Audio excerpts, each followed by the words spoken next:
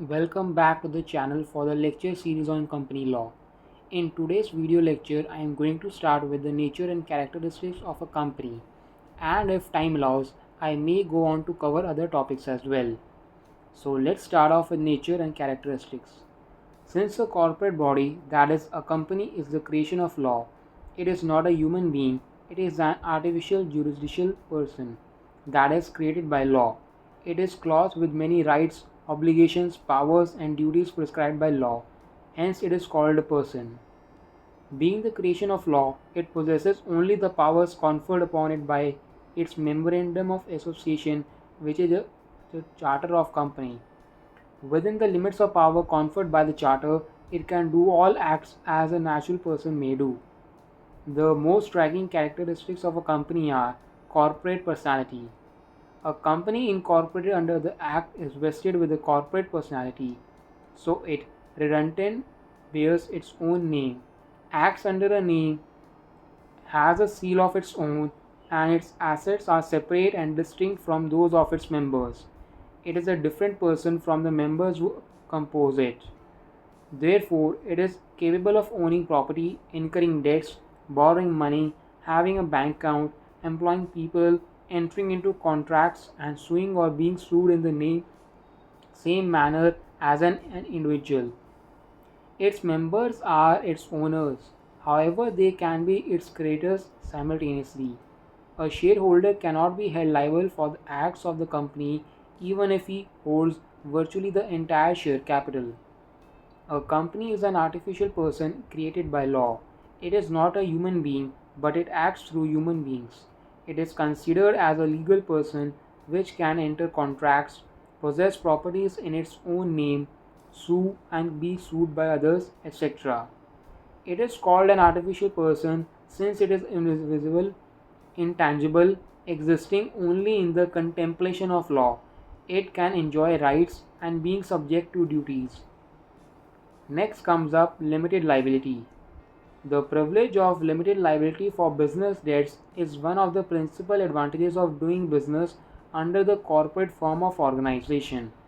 The company, being a separate person, is the owner of its assets and bounded by its liabilities. The liability of a member as a shareholder extends to the contribution to the capital of the company up to the nominal value of the shares held and not paid by him. Members, even as a whole, are neither the owners of the company's undertakings nor liable for its debts. There are various exceptions to the principle of limited liabilities. In other words, a shareholder is liable to pay the balance, if any, due on the shares held by him when called upon to pay and nothing more, even if the liabilities of the company far exceed its assets. This means that the liability of a member is limited. Next comes up perpetual succession. An incorporated company never dies, except when it is wound up as per law. A company, being a separate legal person, is unaffected by death or departure of any member, and it remains the same entity despite the total change in the membership.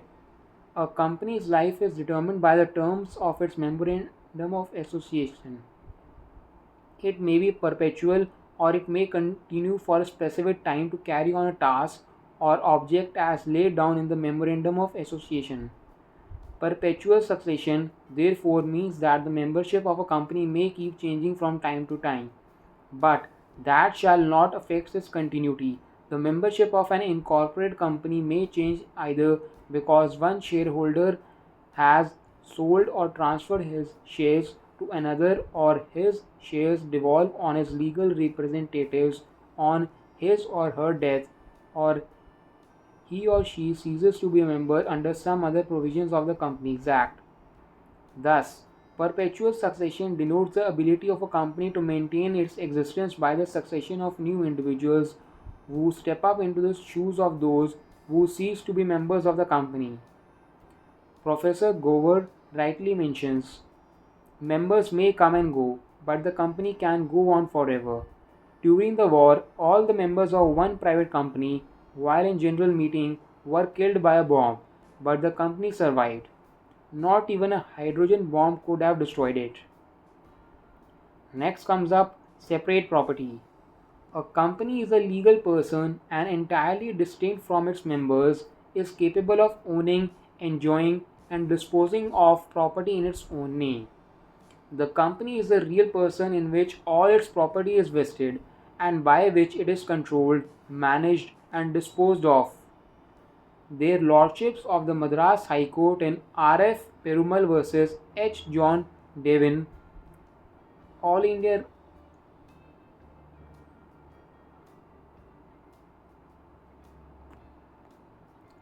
held that no member can claim himself to be the owner of the company's property during its existence or in its winding up. A member does not even have an insurable interest in the property of the company. Next up is transferability of shares. The capital of company is divided into parts called shares. The shares are said to be a movable property and subject to certain conditions, freely transferable so that no shareholder is permanently or necessarily wedded to a company. When the joint stock companies were established, the object was that their shares should be capable of being easily transferred. Section 44 of the Companies Act 2013 enunciates the principle providing that the shares held by the members are movable property and can be transferred from one person to another in the manner provided by the articles. If the articles do not provide anything for the transfer of shares and the regulations contained in Table F in Schedule 1 to the Companies Act 2013 are also expressly excluded, the transfer of shares will be governed by the general law relating to the transfer of movable property. A member may sell his shares in the open market and realize the money invested by him.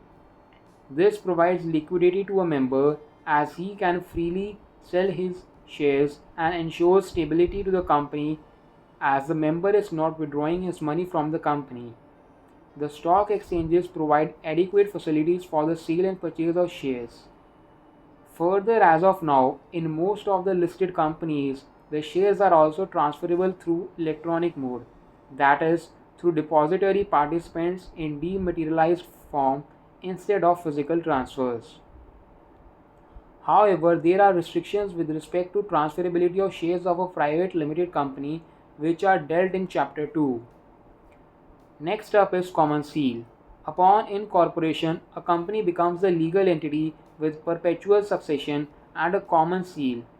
Since the company has no physical existence, it must act through its agents and all contracts entered by its agents must be under the seal of the company.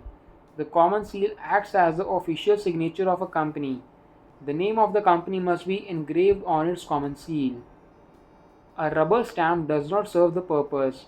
A document not bearing a common seal of the company when the resolution passed by the board for its execution requires the common seal to be affixed is not authentic and shall have no legal force behind it. However, a person duly authorized to execute documents pursuant to a power of attorney granted in his favor under the common seal of the company may execute such documents, and it is not necessary for the common seal to be affixed to such documents. The person authorized to use the seal should ensure that it is kept under his personal custody and is used very carefully because any deed, instrument, or document to which seal is improperly or fraudulently affixed will involve the company in legal action and litigation. Next comes up capacity to sue or be sued. A company is a body corporate, can sue and be sued in its own name. To sue means to institute legal proceedings against a person or to bring a suit in a court of law. All legal proceedings against the company are to be instituted in its name. Similarly, the company may bring an action against anyone in its own name. A company's right to sue arises when some loss is caused to the company, that is, to the property or the personality of the company. Hence, the company is entitled to sue for damages in libel or slander as the case may be, which was as held in Floating Services Limited versus MV San Francisco Diapolo. A company as a person distinct from its member may even sue one of its own members. A company has a right to seek damages where a defamatory material published about it affects its business. Where video cassettes were prepared by the workmen of companies showing their struggle against the company's management, it was held to be not actionable unless shown that the contents of the cassette would be defamatory. The court did not restrain the exhibition of the cassette. This was held in the case of TVS Employees Federation versus TVS and Sons Limited in the year 1996. The company is not liable for contempt committed by its officer, as held in Lalit Surajmal Kanodia versus Officer Tiger Database Systems India Private Limited. Next comes up contractual rights. A company being a legal entity different from its member can enter into contracts for the conduct of the business in its own name. A shareholder cannot enforce a contract made by his company. He is neither a party to the contract nor be entitled to the benefit derived from it, as a company is not a trustee for its shareholders. Likewise, a shareholder cannot be sued on contracts made by his company. The distinction between a company and its member is not confined to the rules of privity but permeates the whole law of contract. Thus, if a director fails to disclose a breach of his duties towards his company, and in consequence a shareholder is induced to enter into contract with the director on behalf of the company, which he would not have entered into had there been disclosure, the shareholder cannot rescind the contract. Similarly, a member of a company cannot sue in respect of torts committed against the company, nor can he be sued for torts committed by the company, as held in the case British Thomson Housing Company versus Sterling Accessories Limited. Therefore, the company as a legal person can take action to enforce its legal rights or be sued for breach of its legal duties. Its rights and duties are distinct from those of its constituent members. Next up is limitation of action. A company cannot go beyond the powers stated in its Memorandum of Association. The Memorandum of Association or MOA of the company regulates the powers and fixes the objects of the company and provides the edifice upon which the entire structure of the company rests. The actions and objects of the company are limited within the scope of its Memorandum of Association. In order to enable it to carry out action without such restrictions and limitations, in most cases, sufficient powers are granted in the Memorandum of Association. But once the powers have been laid down, it cannot go beyond such powers unless the MOA itself altered prior to doing so. Next up is separate management. As already noted, the members may derive profits without being burdened with the management of the company. They do not have effective and intimate control over its company, and they elect their representatives as directors on the board of directors of the company to conduct corporate functions through managerial personnel employed by them. In other words, the company is administered and managed by its managerial personnel. Next up is voluntary association for profit. A company is a voluntary association for profit. It is formed for the accomplishment of some stated goals, and whatsoever profit is gained is divided amongst its shareholders or saved for the future expansion of the company. Only a Section 8 company can be formed with no profit motive. Next up is termination of existence. A company, being an artificial jurisdictional person, does not die a natural death. It is created by law, carries on its affairs according to law throughout its life, and ultimately is effaced by law. Generally, the existence of a company is terminated by means of winding up. However, to avoid winding up, sometimes companies adopt strategies like reorganization, reconstruction, and amalgamation. Next up is distinction between company and partnership. The principal points of distinction between a company and a partnership firm are as follows. A company is a distinct legal person. A partnership firm is not distinct from the civil person who form the partnership. In a partnership, the property of the firm is the property of the individuals comprising it. In a company, it belongs to the company and not to the individuals who are its members. Creditors of a partnership firm are creditors of individual partners, and a decree against the firm can be executed against the partners jointly and severally. The creditors of a company can proceed only against the company and not against its members. Partners are the agents of the firm, but members of a company are not its agents. A partner can dispose of the property and incur liabilities as long as he acts in the course of the firm's business. A member of a company has no such power. A partner cannot contract with his firm, whereas a member of a company can. A partner cannot transfer his share and make the transferee a member of the firm without the consent of the other partners, whereas a company's share can ordinarily be transferred. Restrictions on a partner's authority contained in the partnership contract do not bind outsiders, whereas such restrictions incorporated in the articles are effective because the public is bound to acquaint themselves with them. A partner's liability is always unlimited, whereas that of a shareholder may be limited either by shares or a guarantee.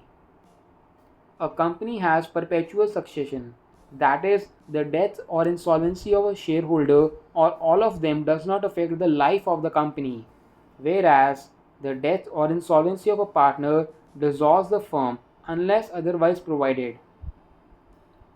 A company may have any number of members except in the case of private company which cannot have more than 200 members, excluding past and present employee members. In a public company, there must not be less than 7 persons in a private company at not less than 2. Further, a new concept of one person company has been introduced which may be incorporated with only one person. A company is required to have its accounts audited annually by a chartered accountant, whereas the accounts of a firm are audited at the discretion of the partners. A company being a creation of law can only be dissolved as laid down by law. A partnership firm, on the other hand, is the result of an agreement and can be dissolved at any time by agreement among the partners. Next up is distinction between company and Hindu undivided family business. A company consists of heterogeneous, varied or diverse members, whereas a Hindu undivided family business consists of homogeneous, unvarying members since it consists of members of the joint family itself. In a Hindu undivided family business, the Karta, that is manager, has the sole authority to contract debts for the purpose of the business. Other co-partners cannot do so. There is no such system in a company. A person becomes a member of a Hindu undivided family business by virtue of birth in that family. There is no provision to that effect in the company. No registration is compulsory for carrying on a business for gain by a Hindu undivided family even if the number of members exceeds 20, as held in the case Shyamlal Roy versus Madhusudan Roy. Registration of a company is compulsory. Thank you for watching the video lecture with all your patience, and do not forget subscribing to this channel for more such video lectures of company law. And after that, I am going to cover other business laws as well in lecture series as well as one short and marathon sessions.